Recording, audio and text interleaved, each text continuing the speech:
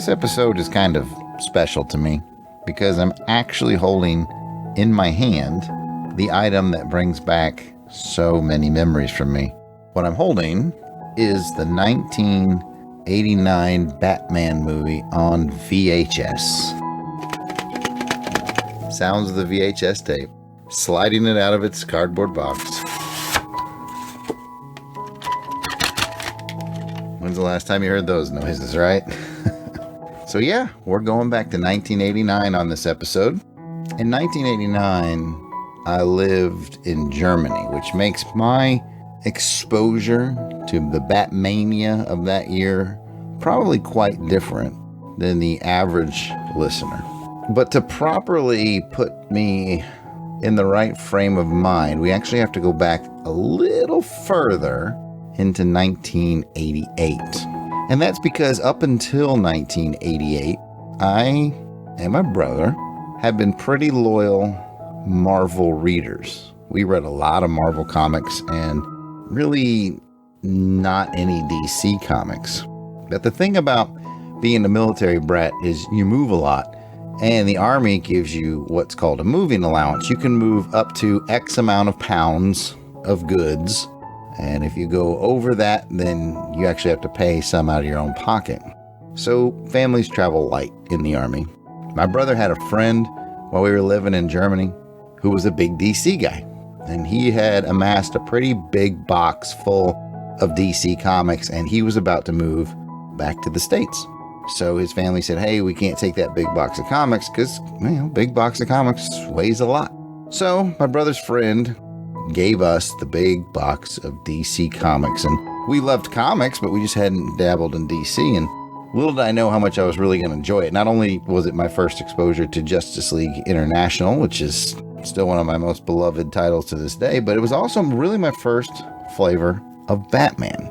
So keep in mind, about a year, maybe a little less, 10 months before Batmania strikes, I'm really getting my first exposure to Batman, period. And I tell you what, if you're into comics, you might remember this era of it. But if not, let me fill you in. The first one I remember reading out of there that just really like, wow, this Batman stuff is super cool, was Batman number 414. It was a Jim Starlin issue that kicked off the Dumpster Killers storyline, which is a pretty dark and grim storyline about a serial killer that's killing women in Gotham and leaving their bodies in dumpsters. And you have to imagine how impactful that would have been on a then, 12-year-old Jarrod, who had only read Marvel. This Batman was, dark and gritty and just a whole new world. And just as a refresh, right after that on issue 414, 415 was a Millennium tie-in, so the story kind of went off beat for a minute, and 416 was a Jason Todd story development issue. But then right after that comes the 10 Nights of the Beast, and then they finally finished up the Dumpster Killers story. I think it was 7 issues after the first one, the 414 that I had read. And then, oh, by the way, right after that, sort of leading up to the Batman 1989 cinematic release, you got the Todd McFarlane cover of Batman for 423. You have the one where it's, did Jason Todd kill the son of the diplomat? That was 424. And then you had the Death in the Family series. And you had the Many Deaths of Batman by John Byrne. And then you had Batman Year 3. So all these Bat comics that are my very first exposure, that's a strong run of Bat comics. So yeah, I was really intensely interested in Batman. And wow, what wonderful timing that right on the heels of all that, you've got this 1989 Batman movie coming out. Now, like I said, living in Germany, it was really different because the way we got movies. We would get movies usually 3, 4, 5, maybe 6 months after they came out in the States. And then on top of that, usually the more popular the movie was in the States meant we'd have to wait longer because those film prints, basically what you have to think of is in Germany, we were basically a second run theater. So we had to wait for the prints to be done in the first run theaters in the States before we could watch them in Germany. And because Batman was so insanely popular, we weren't going to get it in our base theater for a good long while. Now, we still had some exposure that the Batmania thing was happening. You know, I've gone back and watched videos and looked at pictures from 89, the summer of 89, when Batman just exploded in the United States. And it's always kind of interesting to me to see that, because it's not how we had it. It was more meted out, really. I remember seeing t-shirts and hats, you know, Batman t-shirts, hats, and things like that starting to show up.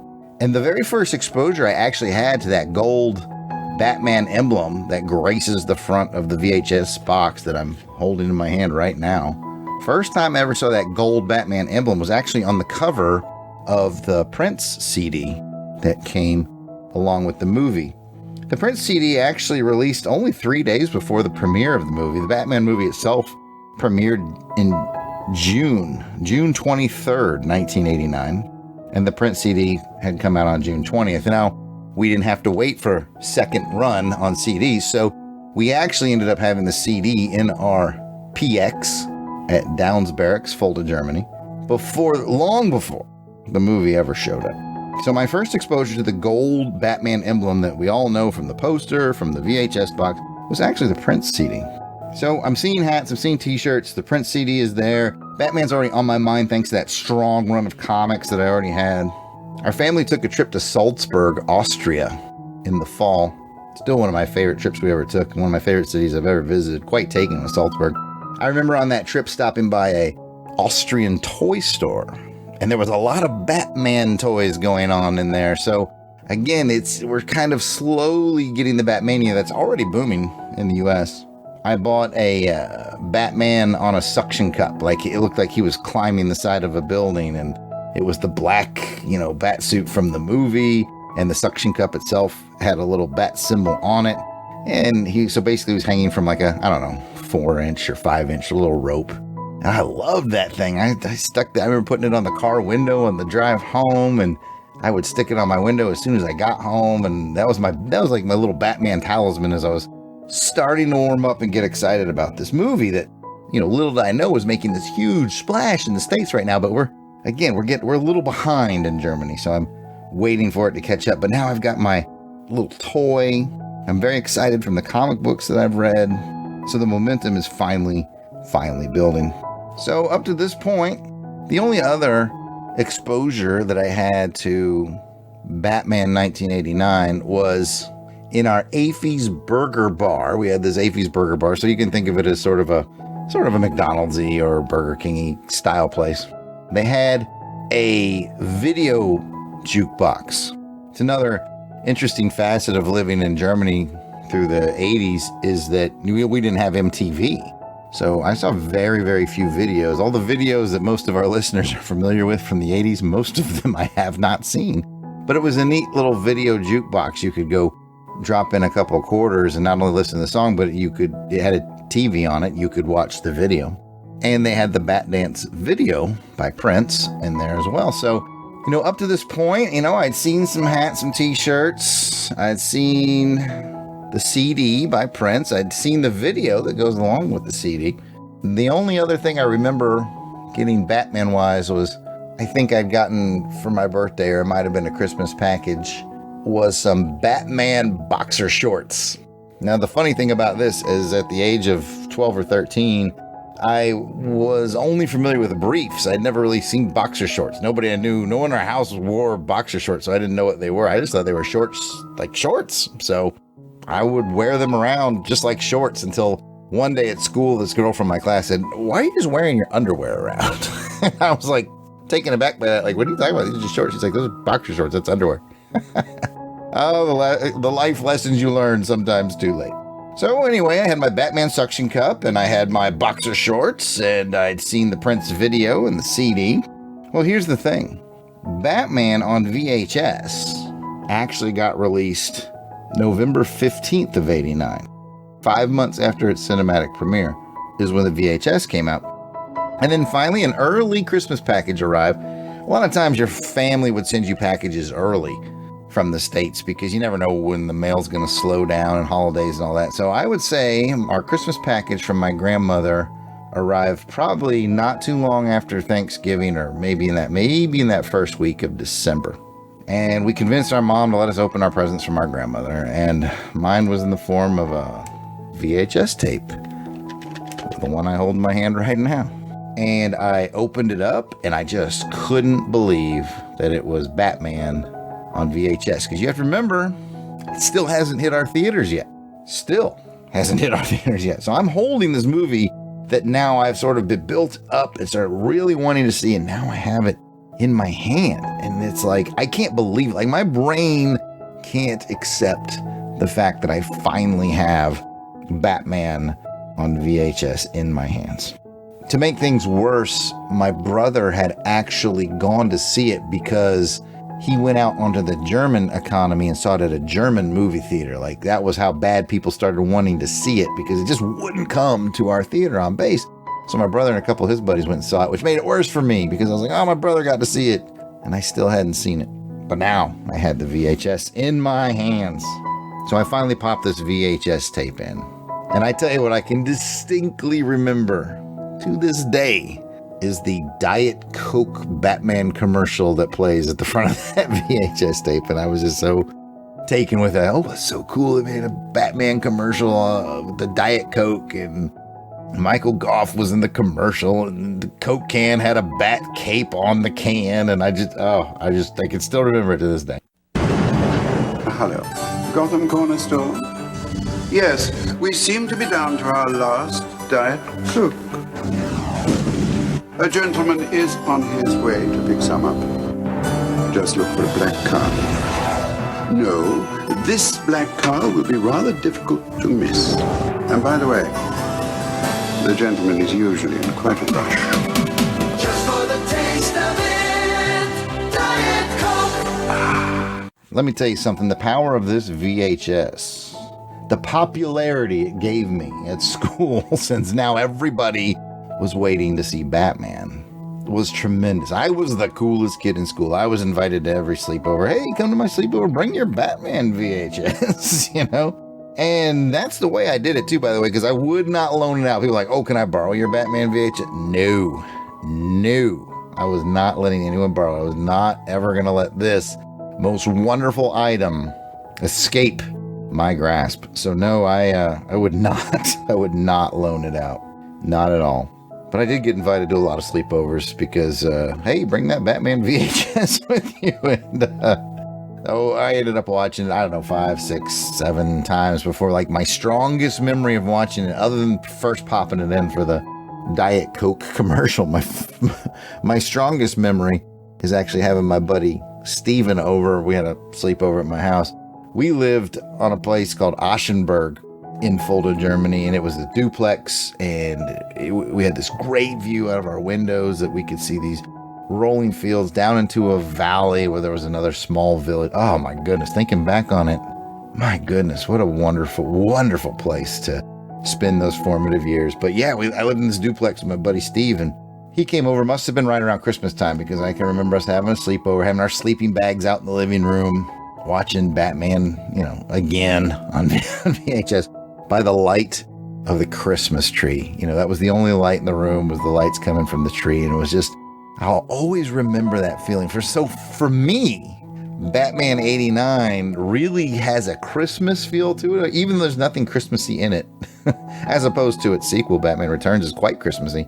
But 89 has this Christmas feel because that's really the strongest memory I have around watching the VHS, is just the glow of the Christmas tree, watching it with my friend Steven, and just being completely content and happy. You know how you have some of those memories, or at least I hope you do, where you look back and there's moments where you're just completely content and happy as a child. Well, this one is one of mine.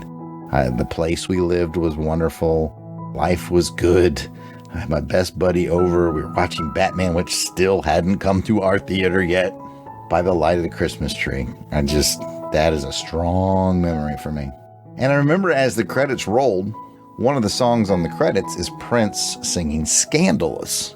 And I remember, that song is real smooth. Like, I liked it. I was like, this song's got a smooth sound to it. And this is actually the moment where I start my, what would end up being lifelong, love affair with Prince. So everything swirls around this VHS tape. This VHS tape was the first time I got to see Batman 89. I had just gotten exposed to the comic books of Batman, which I would become a collector of for many, many, many years. And it ignited my lifelong love of Prince. And on top of all that, this cardboard box sleeve that contains a plastic tape just takes me back to Christmas of 1989 and one of the most comfortable, happy, wonderful memories that I have. In fact, I loved this movie and the comfort it gave me so much. We moved away from Germany that upcoming summer in 1990, and I liked the movie so much that I kept the VHS. Like, I wouldn't let the movers pack it with our stuff. I actually put it in my travel bag because we were going to come home. We were going to spend the summer basically with relatives and family in Indiana, bouncing around between grandparents, aunts, and uncles and such. And I wanted to have the Batman VHS tape with me through all of that. So anytime I'd land at whatever relative's house, I'd pull out that tape. Hey, have you guys seen Batman, or would you like to watch it again? And I watched it again and again and again all summer long of 1990. So you might be asking yourself, Jarrod, did you ever see Batman on the big screen? Did it finally come to your movie theater? It did come to my movie theater, but I never did see it. Like, I'd watched it on VHS so many times before it came to our theater. I want to say it came like right after Christmas of 89 or maybe after New Year's in 90 that we finally got it. But I never did go see it. I'd seen it so many times I had lost the urge. And of course now, as a grown man, I look back and say, oh, I wish I had, because then I could say, hey, I saw it on the big screen, but I didn't. I just watched it on VHS over and over again. So those are my memories around 1989 Batman, and just when I pick up this VHS cassette, just all of that comes flooding back to me. So it's not just the Batman 1989 movie. It is like everything Batman. It brought in the comics, and then it brought in, like I said, my love affair with Prince music, which would last my entire life. My love of Batman, my love of Prince, some of my strongest, most wonderful memories of Germany, the trips to Salzburg and Austria. It's all tied to this piece of plastic. Makes me smile every time I pick it up. So those are my memories of Batman 1989. I'd love to hear yours. Please share your memories of how you remember Batmania, maybe from the American perspective, or if you're an international listener, what was that like for you? What was Batmania like for you? Do you have memories around the movie, the theater, the comics, the Prince album, the VHS tape? I'd love to hear it. If you'd like to share that with me, you can do that in lots of different ways. First of all, I highly recommend you check out the Longbox Crusade. It's on all your finer podcast catchers, and it's on YouTube, Longbox Crusade. And if you want to chat on the social medias, it's Twitter, Facebook, Instagram at Longbox Crusade, and of course, the YouTube. If you're watching or listening to this on YouTube, I'd love to hear your memories. You can put them right down there in the comments.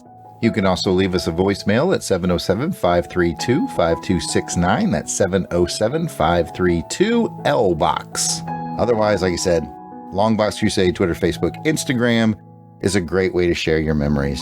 Or you can share them directly with me. I am Jarrod Alberich, the Yard Sale Artist, and I can be found at Yard Sale Artist, Twitter, Facebook, and Instagram.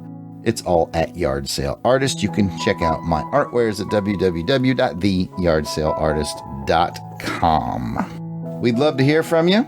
I would totally love to hear your Batman memories. I appreciate you taking the time to listen to mine. So thanks for listening, and we'll take another trip together on another day.